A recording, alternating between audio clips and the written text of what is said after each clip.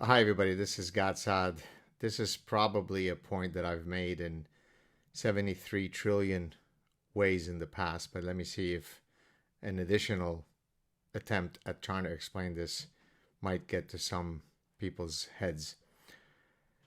There is a reflex in the West, even amongst people who realize that not all religions are equal and that some religions uh, constitute an existential threat to Western civilization, to say yes, but we have freedom of religion.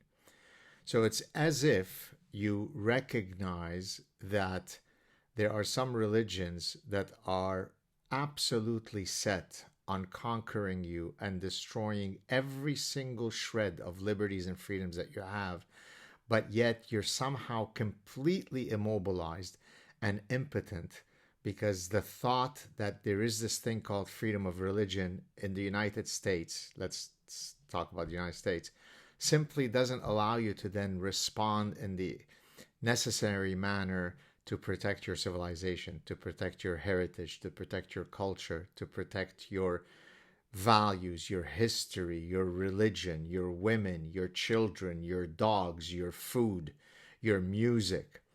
All of those things are rendered irrelevant because I simply have to say, but bruh, freedom of religion. Just yesterday, I was listening to a chat between two people, one of whom is a personal friend of mine and another that I know, both of whom are Jewish. And all I kept hearing is, oh, yes, there's this religion that's really an existential threat to our ways.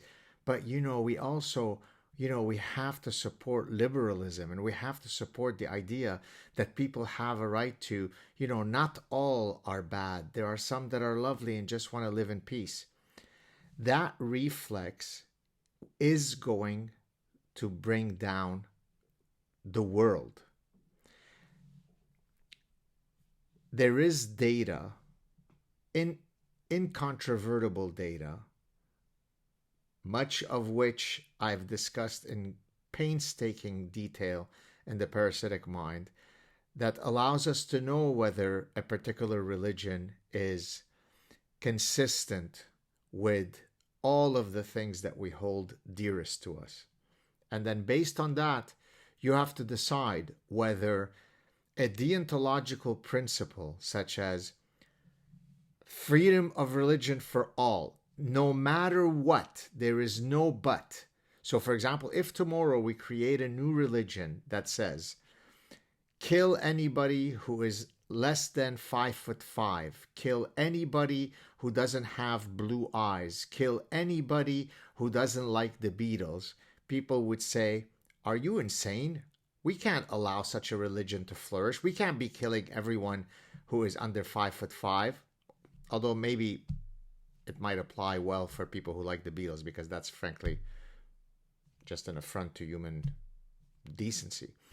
But again, the point is that reflex, that because we have freedom of religion, it implies that all religions are equally welcomed in your society, equally likely to assimilate, equally likely to protect the values that allowed that religion that wants to destroy you to flourish. That reflex has to be lost, has to be thrown into the dustbin of history.